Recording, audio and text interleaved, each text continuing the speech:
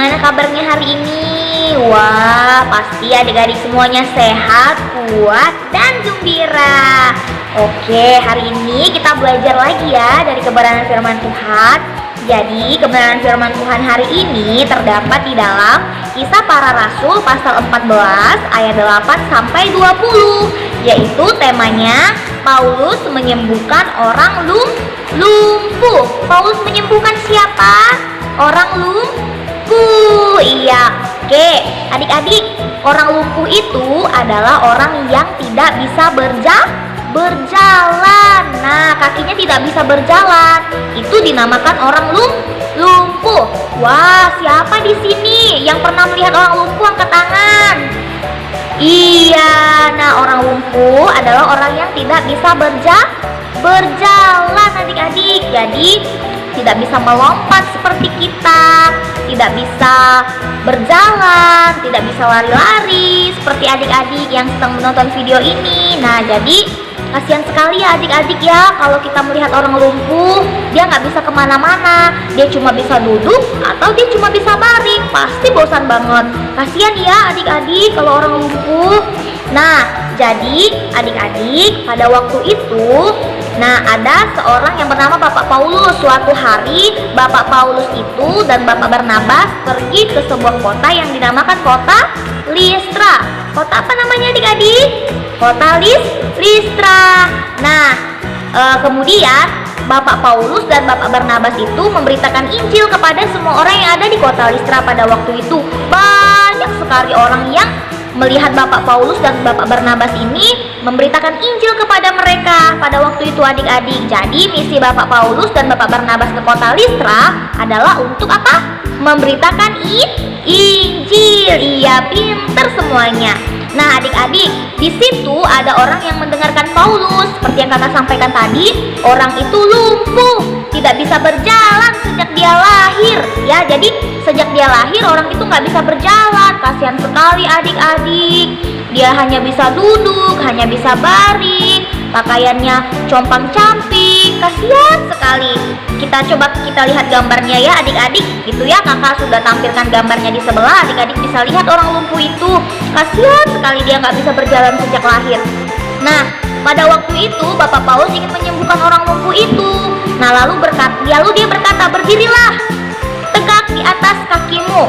Nah, adik-adik perlu diketahui bahwa yang menyembuhkan orang lumpuh itu bukan kuasanya Bapak Rasul Paulus, karena Bapak Rasul Paulus itu manusia biasa, tetapi dia dipakai Tuhan untuk menyembuhkan orang lumpuh. Nah, jadi Tuhan menyembuhkan orang lumpuh itu melalui Bapak Paulus dengan kuasa yang diberikan oleh Tuhan. Jadi Bapak Paulus ingin menyembuhkan orang itu. Dia berkata, "Berdirilah tegak di atas kakimu." Kemudian apa yang terjadi? Seketika itu juga orang lumpuh itu sembuh. Wow, coba lihat gambarnya. Dia bisa berdiri lagi adik-adik. Hore, tepuk tangan. Hebat. Nah, Tuhan Yesus sudah menyembuhkan orang lumpuh itu melalui Bapak Paulus. Hebat sekali. Tadi dia yang hanya duduk bisa berdiri lagi. Wah, keren. Itulah kuasa Tuhan itu sanggup melakukan mujizat, membuat yang lumpuh bisa berjalan, yang sakit disembuhkan, yang buta bisa melihat, yang tuli bisa mendengar. Jika Tuhan menghendakinya, maka kuasa itu terjadi atas setiap orang-orang yang sakit. Siapa yang percaya kepada Tuhan Yesus? Angkat tangannya. Wah, keren. Adik-adik semua pasti percaya kepada Tuhan Yesus membuat mujizat dan penuh kuasa itu. Orang tepuk tangan untuk semuanya. Nah, dan pada waktu itu juga kakinya melompat. Dia bisa berjalan adik-adik. Wow, keren. Nah, seketika itu juga orang-orang banyak melihat Bapak Paulus itu melakukan mujizat. Hah? Orang bertanya, kok bisa sih ya? Orang lumpuh bisa seketika berjalan? Kok bisa? Gitu kan orang pasti bingung. Coba adik-adik misalnya kalau tiba-tiba ada orang lumpuh bisa berjalan karena didoakan oleh seorang hamba Tuhan, bingung nggak? Pasti bingung kan? Begitu juga yang dirasakan oleh orang-orang yang melihatnya pada waktu itu. Orang itu berkata, dewa-dewa telah turun menjadi manusia. Jadi adik-adik pada waktu itu mereka menganggap bahwa Rasul Paulus dan Rasul Barnabas itu dewa-dewa. Maksudnya dewa-dewa itu adalah seperti orang-orang yang gak percaya kepada Tuhan pada waktu itu. Dewa-dewa itu seperti Allah lain dari Allah lain yang bukan Tuhan, yang bukan Tuhan Yesus, dan tentunya itu salah. Tidak benar pemahaman itu adik-adik, bahwa mereka menganggap bahwa Rasul Paulus dewa yang bukan utusan Tuhan. Itu salah dan sangat salah. Tidak boleh ya adik-adik. Jadi pada waktu itu pendapat mereka bahwa dewa-dewa telah turun menjadi manusia itu salah, karena bukan seperti itu Rasul Paulus dan Rasul Barnabas. Mereka itu adalah hamba-hamba Tuhan, anak-anaknya Tuhan yang diutus oleh Tuhan untuk memberitakan Injil keselamatan, bahwa hanya Tuhan Yesus jalan keselamatan bagi umat manusia pada waktu itu adik-adik. Nah, kemudian mereka menyebut Bapak Barnabas itu dewa Zeus, dan Bapak Paulus itu dikatakan dewa Hermes, dewa yang terkenal pada waktu itu. Maksudnya itu adalah Allah yang lain yang bukan Tuhan. Tentunya itu Allah yang tidak benar, yang tidak boleh disembah oleh manusia pada waktu itu. Nah adik-adik, tetapi Paulus dan Barnabas berkata kepada mereka bahwa mereka manusia biasa, sama seperti dengan orang lain, bukanlah dewa-dewa itu, bukanlah dewa-dewa yang dikatakan oleh orang-orang pada waktu itu. Nah jadi mereka menjelaskannya kepada mereka pada waktu itu. Nah kemudian adik-adik, Paulus berkata semua orang Listra tidak boleh menyembah dewa dan harus percaya kepada Tuhan Yesus. Karena pada waktu itu, kenapa Rasul Paulus diutus ke sana dan Rasul Barnabas? Karena orang-orang di sana masih banyak menyembah dewa-dewa yang bukan seperti Allah yang kita sembah, bukan seperti Tuhan Yesus, Allah yang lain yang tidak boleh kita sembah. Karena hanya Tuhan Yesus yang benar, dan hanya Tuhan Yesus yang membawa kita kepada keselamatan. Nah kemudian tiba-tiba orang Listra itu menjadi marah adik-adik. Wah, begitu ya. Mereka tidak terima, lihat ekspresi mereka.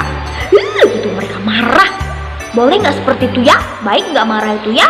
Tentunya tidak baik. Mereka marah waktu itu karena Paulus berkata tidak boleh menyembah dewa, karena mereka waktu itu masih menyembah dewa. Tentunya tidak boleh. Bapak Paulus ini, Rasul Paulus ini menyampaikan yang benar, bahwa kita tidak boleh menyembah dewa, tidak boleh menyembah Allah lain selain Tuhan Yesus. Itu benar, dan mereka marah adik-adik. Kemudian apa yang terjadi? Lalu Bapak Paulus itu ditangkap oleh mereka dan dia dilempari oleh batu. Ya jadi sangat sakit pastinya adik-adik. Coba adik-adik lihat gambarnya. Wah kasihan, sampai ada darah di kepalanya Rasul Paulus ya. Di kepalanya Bapak Paulus, di dekat bibirnya juga ada darah karena dilempari dengan batu.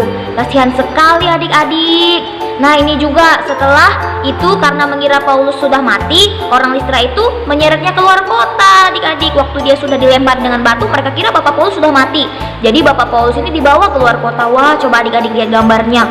Aduh kasihan sekali, bajunya sudah bolong-bolong ya sepertinya karena darahnya keluar, dilempari pakai batu. Siapa yang mau dilempar pakai batu di sini? Ada yang mau?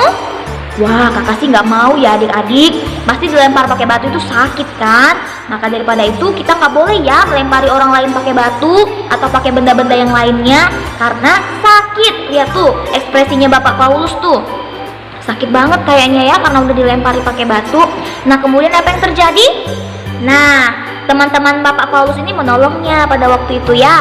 Kemudian dilihat bahwa ternyata Bapak Paulus ini masih hidup. Tadi dikira oleh mereka Bapak Paulus ini sudah mati kan dilempari pakai batu, makanya mereka menyeretnya keluar kota. Tapi ternyata Bapak Paulus masih hidup dan teman-temannya menolong dia untuk keluar. Kemudian akhirnya walaupun Bapak Paulus terluka, Bapak Paulus tetap pergi memberitakan Injil bahwa Yesus adalah Tuhan ya. Wow, luar biasa sekali Bapak Paulus ini adik-adik. Walaupun dia sudah disiksa karena memberitakan Yesus adalah Tuhan, orang lain tidak menerimanya. Adik-adik, orang lain tidak menerima bahwa Bapak Paulus ini memberitakan Injil, tetapi dia tetap terus memberitakan Injil itu. Nah adik-adik, kita harus punya sikap seperti Bapak Paulus. Walaupun kita tidak disukai karena kita memberitakan Injil, karena kita memberitakan firman Tuhan, tetapi kita harus tetap memberitakannya, karena kita percaya walaupun kita disakiti oleh orang lain, pasti Tuhan menolong kita untuk memberitakan Injil. Jadi adik-adik, memberitakan Injil bukan hanya tugas hamba Tuhan, bukan hanya tugas rasul-rasul, tetapi tugas kita semua sebagai anak-anak Tuhan, sebagai orang-orang percaya. Mari kita belajar dari Bapak Paulus. Kita harus berani memberitakan Injil. Dan kita percaya bahwa setiap orang yang dipakai oleh Tuhan, maka dia juga diberikan kuasa untuk menyembuhkan orang sakit, yang lumpuh bisa berjalan, yang buta bisa melihat, dan lain sebagainya. Jadi kalau kita mau memiliki sebuah kuasa yang berasal daripada Tuhan, yang bisa menolong orang lain, maka kita harus percaya kepada Tuhan Yesus dan mau menjadi alatnya. Oke, demikian firman Tuhan. Kita sama-sama belajar ya. Ya, kita belajar bahwa Tuhan Yesus itu adalah satu-satunya jalan keselamatan, dan kita harus memberitahukannya kepada semua orang yang ada di dunia. Oke, Tuhan Yesus memberkati.